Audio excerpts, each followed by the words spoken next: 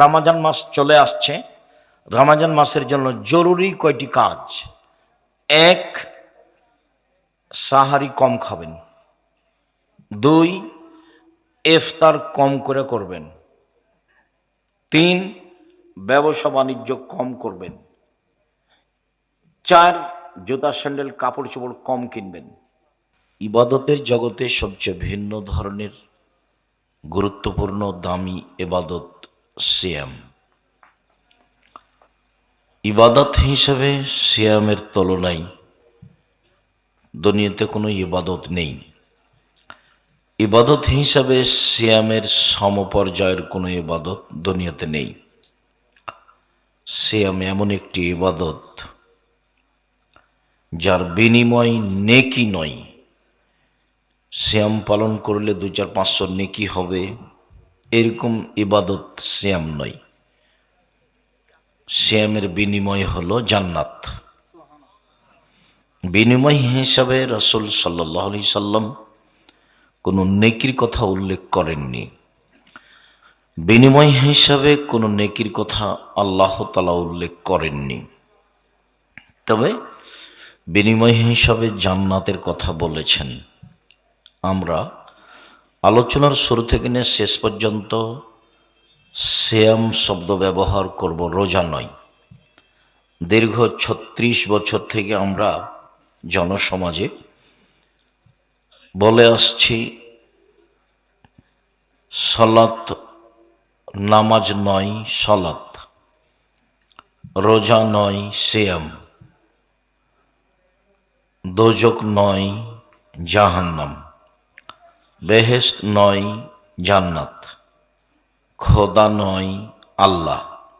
এরপরেও এক শ্রেণীর মানুষ বুঝেছে যে হ্যাঁ এটাই ঠিক, কিন্তু বাস্তবায়ন করা সহজ হচ্ছে না। চলন্ত ধর্মের সাথে মানুষ বেশি সম্পৃক্ত, চূড়ান্ত ধর্মের সাথে মানুষ সেভাবে সম্পৃক্ত নয়। সিয়াম শব্দ কোরআনেও আছে, হাদিসেও আছে। রোজা শব্দ কোরআনেও নেই, হাদিসেও নেই। সালাত শব্দ কোরআনেও আছে, হাদিসেও আছে। নামাজ শব্দ কোরআনেও নেই, হাদিসেও নেই। জাহান্নাম শব্দ কোরআনেও আছে, হাদিসেও আছে। দোজক শব্দ কোরআনেও নয়, হাদিসেও নেই। জান্নাত শব্দ কোরআনেও আছে, হাদিসেও আছে। বেহেশত শব্দ কোরআনেও নেই, হাদিসেও নেই। আল্লাহ শব্দ কোরআনেও আছে, হাদিসেও আছে। খোদা শব্দ কোরআনেও নেই, হাদিসেও নেই। চলছে কিভাবে? আলেম ওলামাদের ক্ষমতার দাপটে চলছে। শরীয়ত একরকম, এক শ্রেণীর আলেম ওলামার ক্ষমতা আরেক রকম, দাপট আরেক রকম, যার কারণে মিথ্যা হলেও মানুষ সমাজে চালু আছে, ভুল হলেও মানুষ সমাজে চালু আছে। আমরা চেষ্টা করি রাসূল সাল্লাল্লাহু আলাইহি সাল্লামের বলা কথাগুলি বলা।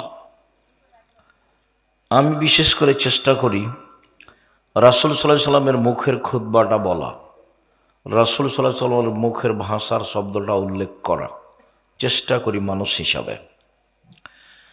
আল্লাহ তাআলা বলেন, ইয়া আইয়ুহাল্লাযীনা আমানু কুতিবা আলাইকুমুস সিয়াম কামা কুতিবা আলাল্লাযীনা মিন ক্বাবলিকুম লাআল্লাকুম তাত্তাকুন। হে ঈমানদারগণ, যারা তোমরা আল্লাহকে বিশ্বাস করো, নবীকে বিশ্বাস করো, পরকালকে বিশ্বাস করো, তোমাদের প্রতি সিয়াম ফরজ করা হয়েছে যেভাবে তোমাদের পূর্ববর্তীদের প্রতি সিয়াম ফরজ করা হয়েছিল, যাতে করে তোমরা পরহেজগার হতে পারো। অত্র আয়াতে আল্লাহ তাআলা বলেছেন যে তোমাদের উপরে রমজানের সিয়াম ফরজ। আর এরকমই অতীতের মানুষের উপরে সিয়াম ফরজ ছিল। কতদিন ছিল তা উল্লেখ নেই, কিভাবে ছিল সেটা উল্লেখ নেই, তবে অতীতের মানুষ ফরজ হিসেবে সিয়াম পালন করত।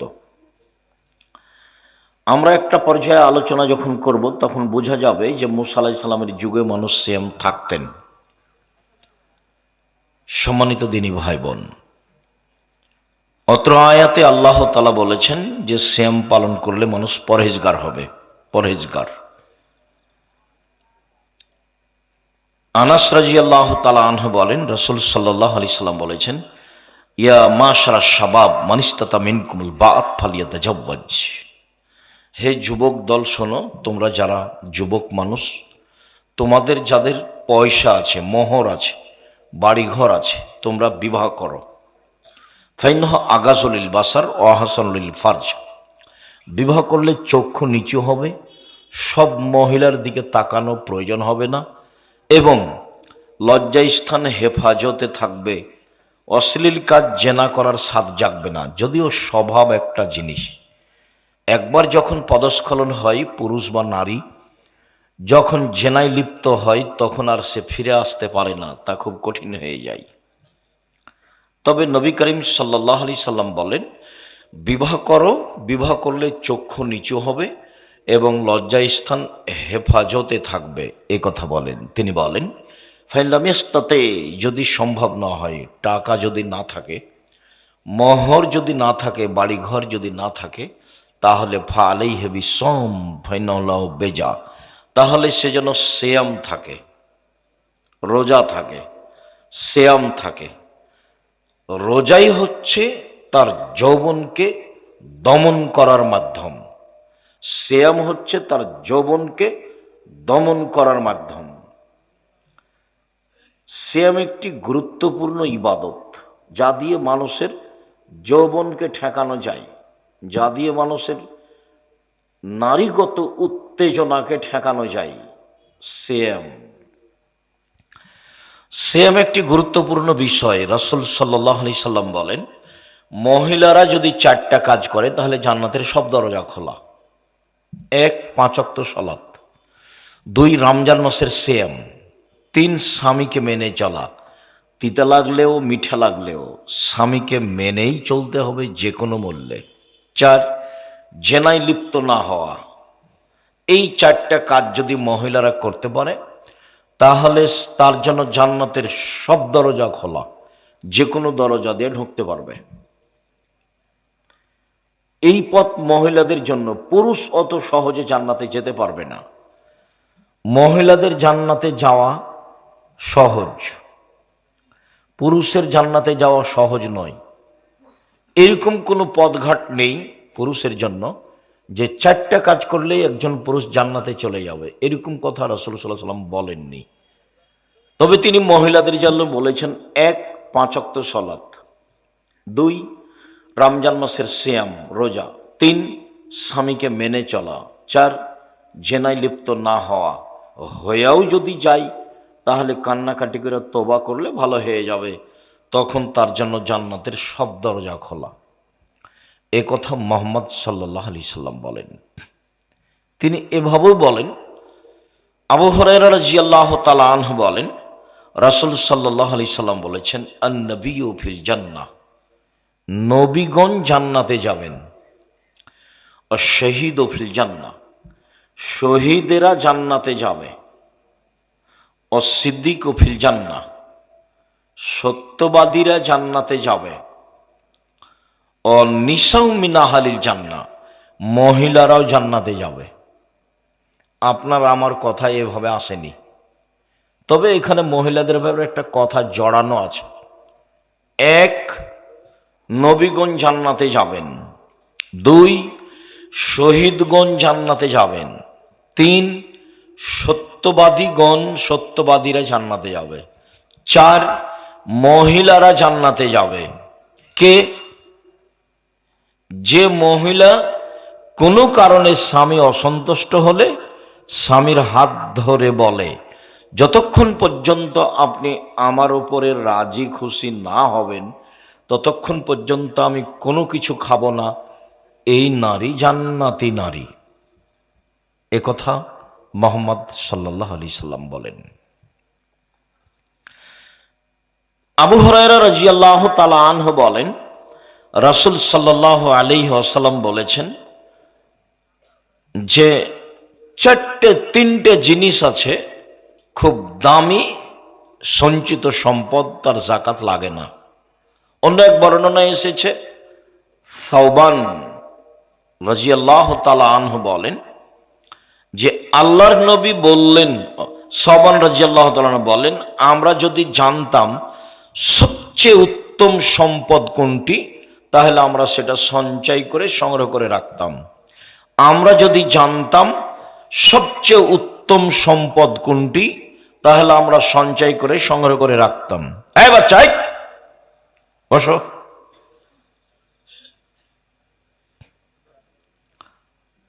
আপনারা যে যেখানে আছেন চুপচাপ কিছুক্ষণ অপেক্ষা করবেন। আমি তো আর আব্দুল্লাহ বিন ফজল রাহিমাহুল্লাহ নই ভোর পর্যন্ত বক্তব্য দিব। হ্যাঁ, কিছুক্ষণ পরে দেখবেন নেই।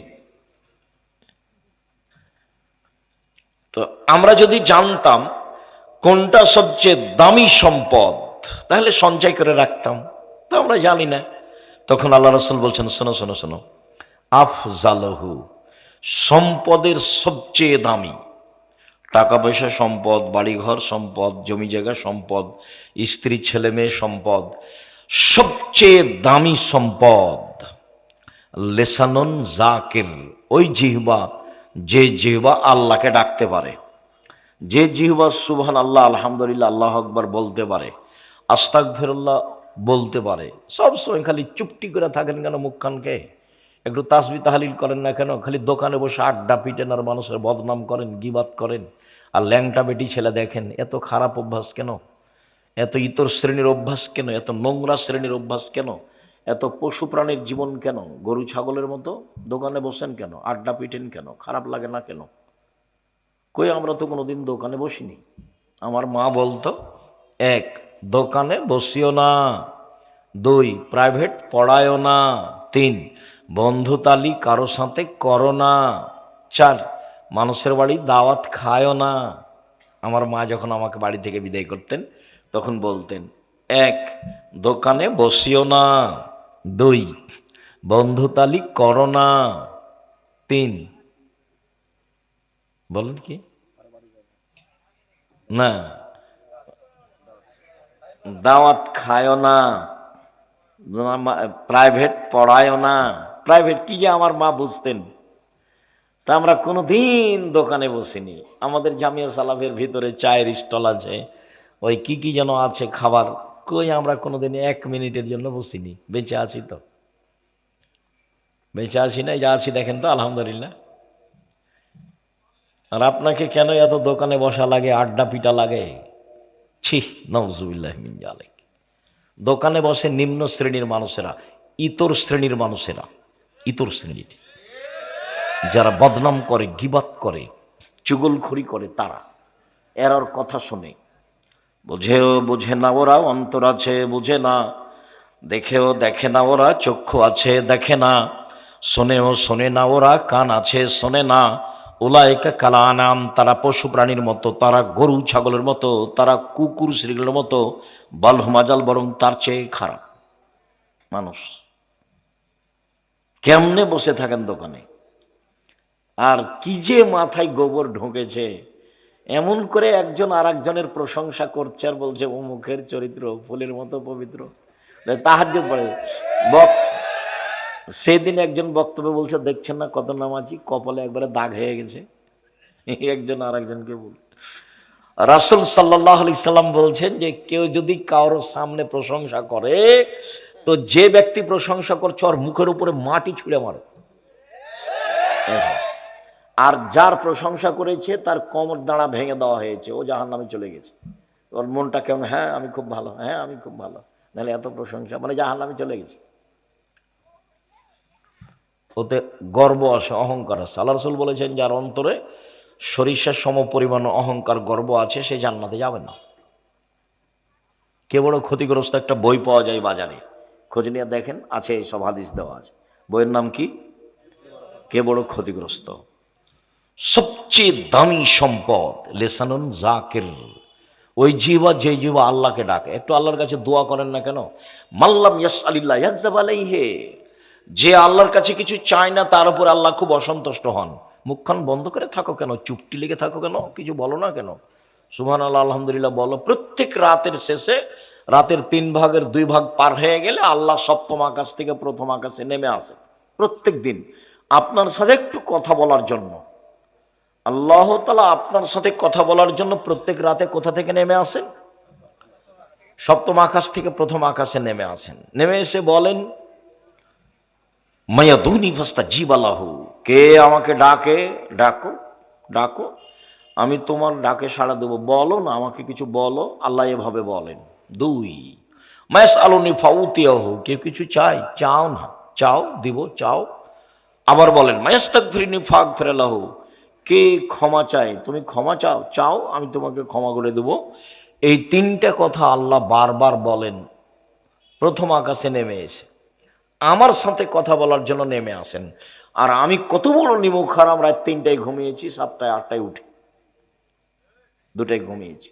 কোথা থেকে ডাঙ্গাবাজি করে, কোথা থেকে দোকানে আড্ডা পিটা, কার বদনাম করে, কার গিবাত করে, কার প্রশংসা করে আসছে। জুয়াচ্চরি দাগাবাজি করো, জুয়াচ্চরি করো, চাঁদাবাজি করো। চাঁদাবাজি করো কেন? ভিক্ষা করে খাওয়া, চাঁদাবাজি করবা কেন? উপার্জনের 4টা পথ, তুমি কোনোটাই করো না। 1, দিনমজুরি, কিষান কামলা। 2, চাকরি। 3, ব্যবসা। 4, জমি চাষ। এই 4টে। তো তুমি চাঁদাবাজি করো, এটা কোনটা? তুমি চাঁদাবাজি করো, তুমি পশু, তুমি গরু ছাগল, তুমি ইতর শ্রেণীর মানুষ, তুমি আর তোমার বাপ বেটা দুইজনই বোঝা জাতির উপরে। চাঁদাবাজি করবে কেন? এই 4টা ব্যতীত আর একটা পথ আছে, সেটা ভালো নয় তবে জায়েজ, সেটা ভিক্ষা।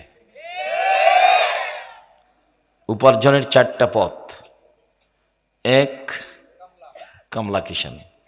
2, জমি চাষ। 3, চাকরি। 4, ব্যবসা। তখন রাসূল সাল্লাল্লাহু আলাইহি ওয়াসাল্লাম বললেন, সত্যবাদী বিশ্বস্ত ব্যবসায়ীরা নবীদের সাথে জান্নাতে থাকবেন।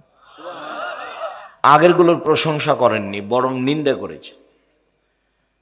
দিনমজুরি, তখন বলেছেন কাজ শেষ হওয়ার সাথে সাথে টাকা দিয়ে দাও, টাকা দিয়ে দাও, গায়ের ঘাম শুকানোর সাথে সাথে টাকা দিয়ে দাও, টাকা দিয়ে দাও।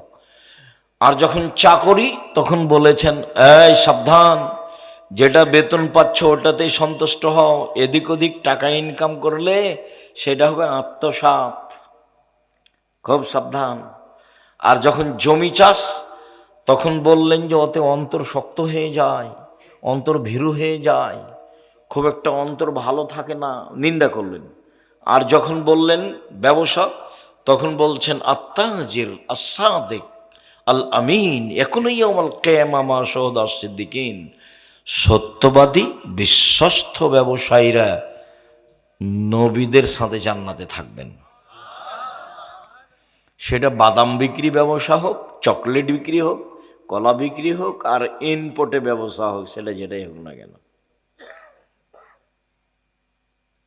ব্যবসাকে আল্লাহ রাসূল খুব পছন্দ করলেন। আবার তিনি বললেন ইয়া মাশার তুজ্জার, ব্যবসায়ীরা শোনো, ইন্নাল বাইয়া ইয়াহজুরুল কিযব ওয়াল হালাফ, ব্যবসাতে মিথ্যা কথা চলে আসে, ব্যবসায় কসম চলে আসে।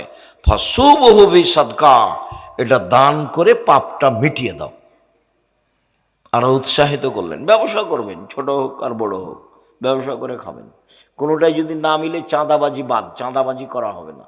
জুয়াচ্চরি, দাগাবাজি, জমিদারি, জমি জোর করে দখল করা, মারামারি, দাঙ্গামা, হাঙ্গামা, শয়তানি, মানুষকে জেলে দেওয়া, হাজতে দেওয়া, মিথ্যা কসম করা, এগুলো করিয়েন না। অল্প দিন বাঁচতে এসে মানুষের ক্ষতি করে বাঁচার চেষ্টা করিয়েন না, জুলুম করে। সময় 45 মিনিট, জীবনে মানুষের প্রতি জুলুম করিয়েন না। এর চেয়ে যদি বেশি জুলুম করেন তাহলে 2-3 মিনিট, এই যে ফেরাউন ডুবলো ডুবলো, নেই, 2-3 মিনিট। আর যদি তার চেয়ে বেশি জুলুম করেন তাহলে 30 সেকেন্ড, আধ সামুদ, নেই। বিদ্যুতের মতো আসলো, চলে গেল, 30 সেকেন্ড, আধ সামুদ। পৃথিবীতে সবচেয়ে শক্তিশালী জাতি, লাম ইউখলাক মিসলুহা ফিল বিলাদ, তাদের মতো শক্তিশালী জাতি আমি আল্লাহ, আল্লাহ তাআলা বলেন, আদ সামুদের মতো শক্তিশালী জাতি পৃথিবীতে কোথাও কখনো আর সৃষ্টি করব না। ওরা ছিল সম্পদে বেশি, ওরা ছিল মাটিতে স্মৃতি নির্মাণে সবচেয়ে বেশি শক্তিশালী। ফেরাউনকে আল্লাহ বারবার বলছেন, ফেরাউনকে, তুমি কয় টাকার মালিক, তুমি কি করতে পারো? তোমার আগে যারা চলে গেছে তারা ছিল সম্পদে বেশি, তোমার আগে যারা চলে গেছে তারা ছিল জমিনে স্মৃতি নির্মাণে বেশি শক্তিশালী। পিরামিড ওরাই তৈরি করেছে, আদ সামুদেরা। একটা পিরামিডের একটা পাথরের ওজন 23 টন, একটা ক্রেন উঠাতে পারে 16 টন, তো একটা 23 টন 200 ফুট উপরে কিভাবে উঠালো? ওরা আধ সামুদ, ওদের ধ্বংসের সময় মোটামুটি 30 সেকেন্ড, আর ফেরাউনের মোটামুটি 2-3 মিনিট, আর আপনাদেরটার 45 মিনিট। এতগুলো দেখে হুঁশ হয় না? একটু জুলুম করেন কেন? কোনোটাই যদি উপার্জনের পথ না পান তো ভিক্ষে। মানুষের বাড়িতে কাজ করে খাবেন, ছোট ব্যবসা করবেন, মানুষের জন্য এগুলো বোঝা হন কেন? বেঁচে থাকবেন, একটু ভালো বেঁচে থাকার চেষ্টা করেন। 4টা জিনিস: 5 ওয়াক্ত সালাত, হালাল রুজি, কোরআন তেলাওয়াত, আড্ডা পিটা হারাম, জান্নাত হবে ইনশাল্লাহ। আড্ডা পিটা চিরদিনের জন্য হারাম। এই যে দোকানে বসে আড্ডা পিটছেন, এইটা হারাম। যে এখনো দোকানে বসে আছে দেখেন 5জন 7জন, নিম্ন শ্রেণীর মানুষ, ইতর শ্রেণীর মানুষ, অশিক্ষিত মানুষ, 3rd পার্সন মানুষ। খারাপ লাগে? খারাপ লাগে কেন? এই ছেলে, তোমার বাপকে যদি আমি কুকুর শ্রীগাল পশু প্রাণীর মতো প্রমাণ করতে না পারি, আমি জাতির সামনে বক্তব্য দেব না। 36 বছর চলছে একই কথা বলছি, একই ভাষা, একই রকমই, কোনোদিন পরিবর্তন হয়নি। সম্মানিত দিনী ভাই বোন, বলছিলাম এসব অন্যায় অবিচার থেকে বেঁচে থেকে অল্প দিন বাঁচতে এসেছেন। 5 ওয়াক্ত সালাত আদায় করবেন ভালোভাবে, হালাল রুজি উপার্জন করবেন, একটু কোরআন তেলাওয়াতে অভ্যাসী হবেন, এখানে সেখানে বসবেন না। কতদিন আপনাকে দোকানে যাওয়ার পদ্ধতি বলে দিলাম। আসসালামু আলাইকুম, আহমদ লবণ আছে? জি আছে, 1 কেজি লবণ দাও। আহমদ মরিচ আছে? জি। কাঁচা মরিচ আছে? জি। 200 মরিচ দাও। টাকা দিয়ে দিলেন, আসসালামু আলাইকুম। এই যে সময় শেষ। ওখানে বসে থাকেন কেন? মোবাইলে ওখানে তো ল্যাংটা বেটি ছেলে নাচে। বলেন, এই ছেলে তোমার বাপকে বলো তো, আপনি আব্বা ভালো মানুষ, আপনি দেখি কি বলে তোমার বাপ। খারাপ। ইবাদতের জগতে সবচেয়ে দামি ইবাদত সিয়াম। চলেন দেখি কিভাবে সবচেয়ে দামি ইবাদত হয়, যার বিনিময় জান্নাত, 2, 4, 5 নেকি নয়। আবু সাইদ খুদরি রাদিয়াল্লাহু তাআলা আনহু বলেন, রাসূল সাল্লাল্লাহু আলাইহি সাল্লাম বলেছেন, মান সামা ইয়াওমান ফি সাবিলিল্লাহ বাদাল্লাহু ওয়াজহান নারি সাবিনা খরিফা। কেউ যদি আল্লাহকে সন্তুষ্ট করার জন্য একদিন সিয়াম থাকে, তাহলে আল্লাহ তাকে জাহান্নাম থেকে 70 বছরের পথ দূরে সরিয়ে দিবেন। তিনি বলেন, অমান সামা ইয়াওমান ফি সাবিলিল্লাহ বুইদাত মিনহুন নারু মাসিরাতা মিয়াতে আম। কেউ যদি আল্লাহকে সন্তুষ্ট করার জন্য একদিন সিয়াম থাকে, তাহলে আল্লাহ তার থেকে জাহান্নামকে সরিয়ে দিবেন 100 বছরের পথ। তিনি বলেন, অমান সামা ইয়াওমান ফি সাবিলিল্লাহ যা আল্লাহু বাইনা হবে না নারে খান্দাক কামা বাইনা সামাই ওয়াল আরজ। কেউ যদি আল্লাহকে সন্তুষ্ট করার জন্য একদিন সিয়াম থাকে, তাহলে তার মাঝে আর জাহান্নামের মাঝে একটা গর্ত খনন করা হবে, যে গর্তের ব্যবধান হবে আকাশ জমিনের ব্যবধান 500 বছরের পথ। তাহলে একটা হাদিসে আসলো, একদিন সিয়াম থাকলে জাহান্নাম কত দূরে সরলো? 70 বছর বল। একটা হাদিসে আসলো, একদিন সিয়াম থাকলে জাহান্নাম কত দূরে সরে গেল? 100 বছরের পথ। আর একটা হাদিসে আসলে একদিন সিয়াম থাকলে জাহান্নাম কত বছরের পথ সরে গেল? 500 বছরের পথ। তাহলে এখন পর্যন্ত যা বললাম, তাতে কি 10 নেকি হলো, না জাহান্নাম সরে গেল? জাহান্নাম সরে গেল। আল্লাহ নবী বলেছেন, কেউ যদি কারো জানাজায় যায়, তাহলে 1 কেরাত নেকি হবে। আর মাটি দেওয়া পর্যন্ত যদি থাকে, তাহলে 2 কেরাত নেকি হবে। আর 1 কেরাত হলো ওহুদ পাহাড়ের সমান। আর ওহুদ পাহাড় হলো 4 কিলোমিটার প্রশস্ত, 8 কিলোমিটার লম্বা। নিচে যে কত আছে আল্লাহই ভালো জানে। তো তাহলে নেকিটা হলো ওহুদ পাহাড়ের সমান, মানে একটা পরিমাণ। কাজ কি? জানাজায় গেছে, কাজ কি? মাটি দেওয়া পর্যন্ত থেকেছে। এখন মাটি দেওয়ার পরে যদি সব মিলে হাত তুলে দোয়া করে, তাহলে সবই গেছে। চাঁপাই নবাবগঞ্জের ভাষাতে আমও গেল, ছালাও গেল, কাঁদতে কাঁদতে 2 চোখও গেল। বাস জানাজায় থাকবেন, মাটি দেওয়া শেষ হয়ে গেলে বাড়ি চলে আসবেন। এটাই রাসূল সাল্লাল্লাহু আলাইহি সাল্লামের পদ্ধতি। সম্মানিত দিনী ভাই বোন, আমরা বলছিলাম সিয়ামের বিনিময় জান্নাত, সিয়ামের বিনিময় 2-400 নেকি নয়। আবু হুরায়রা রাদিয়াল্লাহু তাআলা আনহু বলেন, রাসূল সাল্লাল্লাহু আলাইহি সাল্লাম বলেছেন, আস-সিয়ামু জুন্নাতুন ওয়া হিসনুন হাসিনুন মিনান নার। সিয়াম হচ্ছে ঢাল, বিপদ থেকে বাঁচার জিনিস হলো সিয়াম। সিয়াম হচ্ছে সুদৃঢ় দুর্ভেদ্য দুর্গ জাহান্নাম থেকে। সিয়াম এমন একটা জিনিস যাকে ভেদ করে কিছু ঢুকতে পারে না।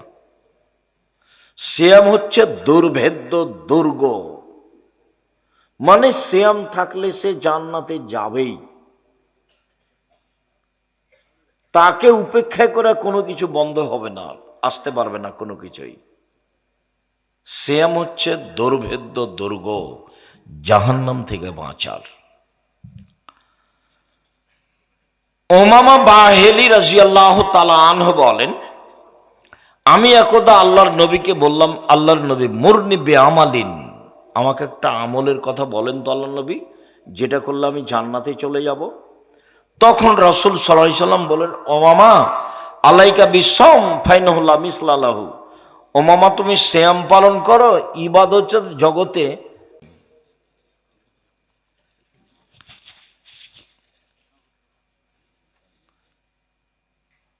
সিয়ামের মতো কোনো ইবাদত নেই। ধরে নিলাম এটা সিয়াম আর এটা হজ। রাসূল সাল্লাল্লাহু আলাইহি সাল্লাম বললেন যে সিয়ামের মতো কোনো ইবাদত নেই। হজ একটা গুরুত্বপূর্ণ দামি ইবাদত, যার বিনিময় জান্নাত। লোকটা হয়ে যায় সেই দিনের মতো যেদিন তার মাতাকে জন্ম দিয়েছে, নিষ্পাপ হয়ে যায়, তার নাম হজ। এরপরে কেউ যদি বলে হজ সিয়ামের মতো, তাহলে ভুল হবে। কেন? আল্লাহ নবী বললেন যে সিয়ামের মতো কোনো ইবাদত নেই, সিয়ামের সাদৃশ্য কোনো ইবাদত দুনিয়াতে নেই। সালাত, আমরা সবাই জানি যে ইবাদতের জগতে সবচেয়ে ভিন্ন ধরনের বিরল ব্যতিক্রম ইবাদত হলো সালাত।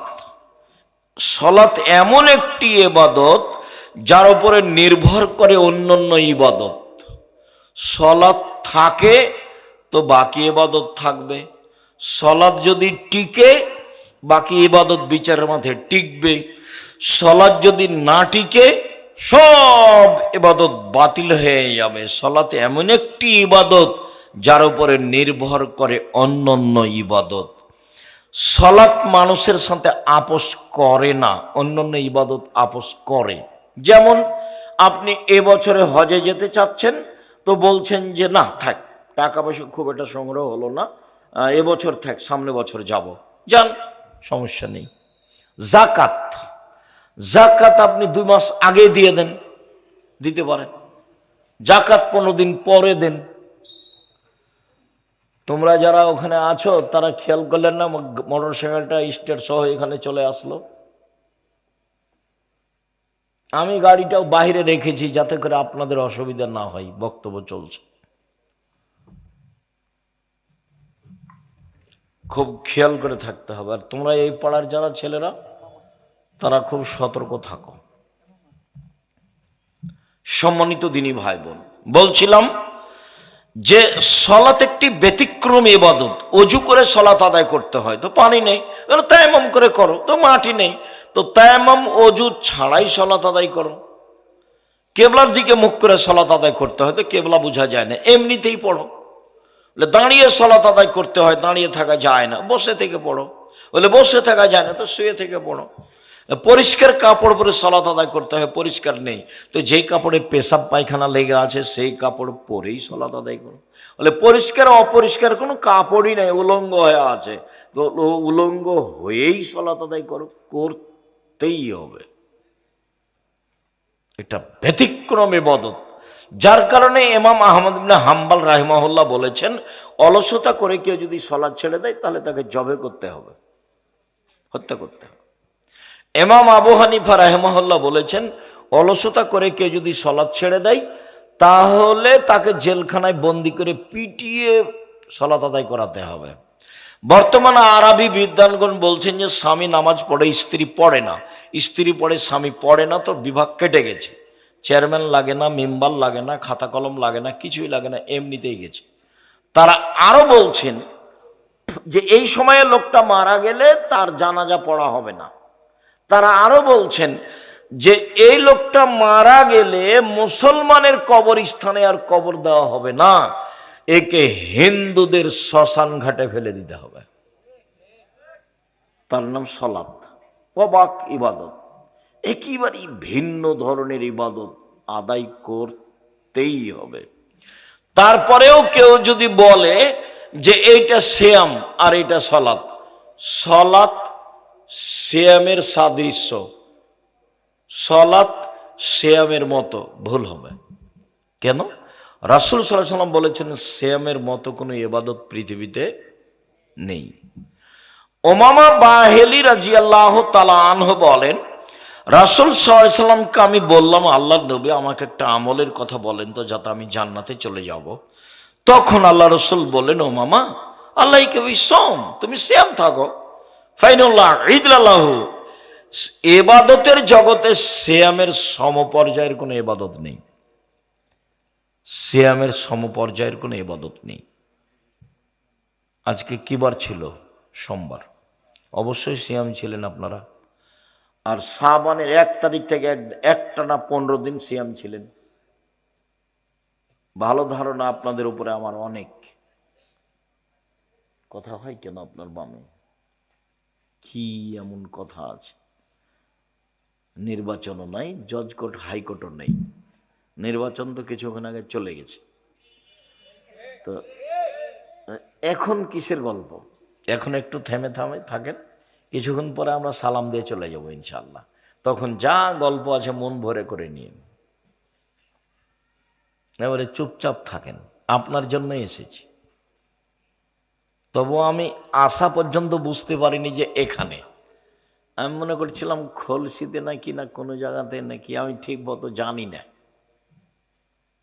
তো ঘুরতে ঘুরতে দেখছি যে ও এখানে তো বহুবার এসেছি, অনেক দিন পূর্বে, অনেক দিন আগে এসেছি। একবারে গাইবান্ধা রংপুর থেকে এসেছি।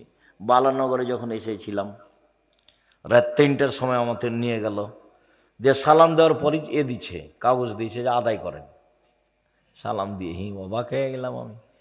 সে অবাক কথা, আমি রংপুর থেকে এসে আদায় করার জন্য না তো। এই কথা বলে কিছুক্ষণ কোরআন হাদিসের কথা বলে নেমে গেলাম। বালানগরের প্রিন্সিপালকে সকালে বলে গেলাম যে এসব টাকা পয়সা আপনি কিভাবে খরচ করছেন মাওলানা সাহেব? যেভাবে মানুষ গরু, ছাগল, মুরগি, ডিম টাকা পয়সা দিচ্ছে, এটা তো আলিয়া মাদ্রাসা, কিছু কমই মাদ্রাসা এর পাশে করেন যাতে করে টাকাটা হালাল করা যাবে। কিভাবে টাকা হালাল করবেন, কিভাবে করছে আমার জানা নাই। এখনো যে কি হয়, সারাদিন চলে, সবাই আদায় করে, গরু ছাগল দান করে, মুরগি দান করে, 8 রশির মতো। দান করুক, দান করা ভালো, কিন্তু যারা দিচ্ছে তাদেরও বুঝতে হবে, যারা নিচ্ছে তাদেরও বুঝতে হবে। দান না হলে চলে। জামিয়া সালাফে 5000-এর বেশি ছাত্র আছে, 300 জনের বেশি শিক্ষক আছেন। বর্তমানে বেতন লাগছে মনে হয় 45 লক্ষ টাকা, প্রায় অর্ধ কোটি টাকা এক মাসে বেতন লাগে। এক মাসে বেতন লাগে। এইটা 50 বিঘা জমির উপরে, মেয়েদেরটা 70 বিঘা জমির উপরে, রূপগঞ্জ ঢাকাটা 100 বিঘা জমির উপরে, দিনাজপুর 20 বিঘা জমির উপরে। 519 জন ইয়াতিম আছে, 700 মক্তব চলে। কতটি? 700 মক্তব চলে জামিয়া সালাফের অধীনে। 700, প্রায় 18 থেকে 20 হাজার পত্রিকা ছাপে আল ইতিসাম পত্রিকা। 12 জন খালি মুফতি আছে। কতটি? খালি মুফতি খালি 12 জন আছে, বড় বড় বিদ্বান, যাদের বেতনে 1,50,000, 60,000, 70,000, দেশ বিদেশের। তো আমার কি টাকশাল আছে? টাকা বানাই, এইসব টাকা পয়সা আপনাদের অমৃত পাড়ার লোকে দেয়। বলছে আব্দুল রাজ্জাক আমি 10 টাকাও দিইনি কোনোদিন।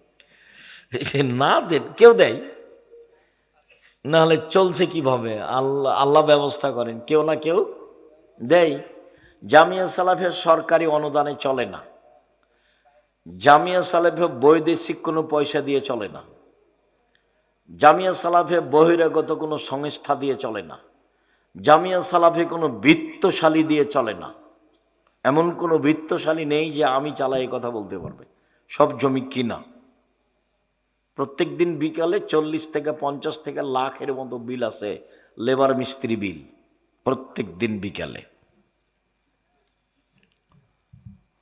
তো দান করেন, দান তো করাই ভালো, দান দিতে এসব কিছু চলে। আমার কাছে তো আর টাকসাল নয়, আমিও তো কোনো বিত্তশালী ধনী মানুষ নই।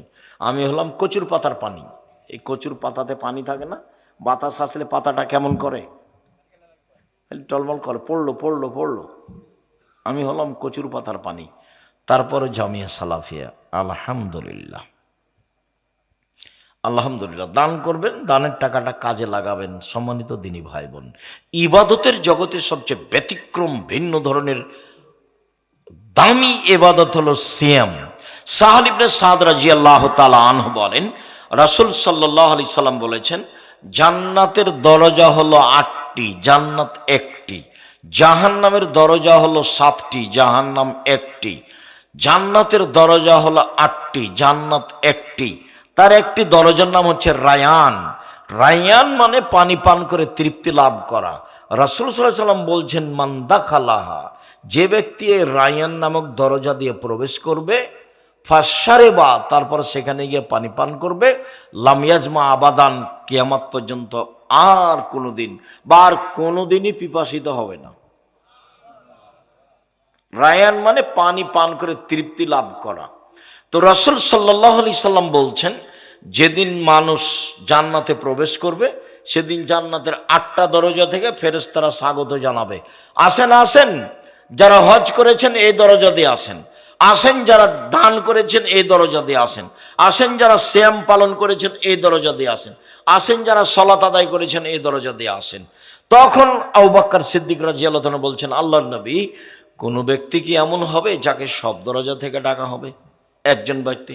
তাহলে রাসূল বলছেন, হ্যাঁ তুমি তার মধ্যে,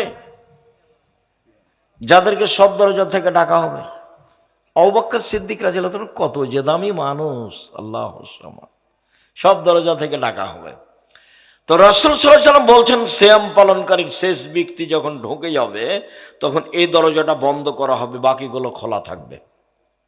মানে হজ পালনকারী হজের দরজা দিয়ে প্রবেশ করতে পারবে আর দানের দরজা দিয়ে প্রবেশ করতে পারবে।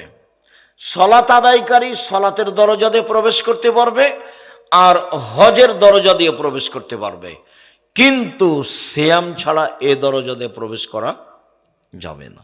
সিয়াম ইবাদতের জগতে দামি গুরুত্বপূর্ণ ইবাদত হলো সিয়াম। আব্দুল ইবনে উমর বলেন, রাসূল সাল্লাল্লাহু আলাইহি ওয়াসাল্লাম বলেছেন, সিয়াম বিচারের মাঠে কথা বলবে আপনার পক্ষে, কোরআন মাজিদও বলবে, সূরা বাকারা, আল ইমরান আপনার পক্ষে খুব শক্তভাবে দাঁড়াবে, তর্ক লাগিয়ে দেবে আল্লাহর সাথে। তবে একটা সূরা আছে, তার নাম সূরা মুলক। সেই মুলক সূরাতে 30টা আয়াত আছে। আল্লাহ নবী বলছেন যে যারা মুলক পড়ে, সূরা মুলক তার পক্ষে বিচারের মাঠে এমন তুমুল তর্ক বিতর্ক লাগাবে, যতক্ষণ পর্যন্ত এর জান্নাত ঘোষণা না হবে ততক্ষণ পর্যন্ত এই সূরা ওখান থেকে যাবে না। সূরা মুলক রাতে যে পড়ে তার কবরের শাস্তি হবে না, পেটের ব্যথায় মারা গেলে কবরের শাস্তি হবে না, জুমার দিন মারা গেলে কবরের শাস্তি হবে না, শহীদ হলে কবরের শাস্তি হবে না। মনে থাকবে না মনে হয়? এক, সূরা মুলক রাতে পড়লে কবরের শাস্তি হবে না। 2, পেট ব্যথায় মারা গেলে কবরের শাস্তি হবে না। 3, জুমার দিন মারা গেলে কবরের শাস্তি হবে না। 4, শহীদ হলে কবরের শাস্তি হবে না। শেষে 3টা কঠিন, একটা সহজ। সেটা কি? সূরা মুলক পড়া। জুমার দিন মরণ হবে কিনা কে বলতে পারবে? আর শহীদ কিনা সব তো দুনিয়ার লোক বলছে যে সবাই শহীদ। কে কে যে শহীদ? আল্লাহ রাসূল বলছেন সাইয়্যিদুশ শুহাদা হামজা বিন আব্দুল মুত্তালিব, পৃথিবীর সবচেয়ে দামি মানুষ শহীদ হিসাবে শহীদদের সর্দার হামজা বিন আব্দুল মুত্তালিব। আব্দুল মুত্তালিবের ছেলে হামজা। হামজা রাদিয়াল্লাহু তাআলা যদি শহীদ মিনার তৈরি করতাম আমি আব্দুর রাজ্জাক বিন ইউসুফ, তাহলে কার শহীদ মিনার তৈরি করতাম? হামজা রাদিয়াল্লাহু তাআলা করতাম। কেন? আল্লাহ নবী বলছেন একবারে পৃথিবীর সূরা আদম থেকে নিয়ে কিয়ামত পর্যন্ত যত মানুষ শহীদ হয়েছে হবে তার সর্দার হলেন হামজা। কত বড় দামি শহীদ বিচারের মাঠে, তার নেকি দেখে সবাই অবাক হয়ে যাবে। যদি শহীদ মিনার তৈরি করতাম তাহলে কার করতাম? হামজা রাদিয়াল্লাহু তাআলা করতাম। যখন এর হামজারই হয়নি তখন পৃথিবীতে আর কারো শহীদ মিনার তৈরি হবে না। মাথায় অত নাই, গোবর নেই, কিছু ঘেলু আছে মাথায়, সবই গোবর নেই। মানুষের জন্য শহীদ মিনার তৈরি করব মানে করলে কার করতাম? তোমার চলে। হে তুমি যে কেন দুনিয়াতে এসেছো আমার বুঝে আসে না।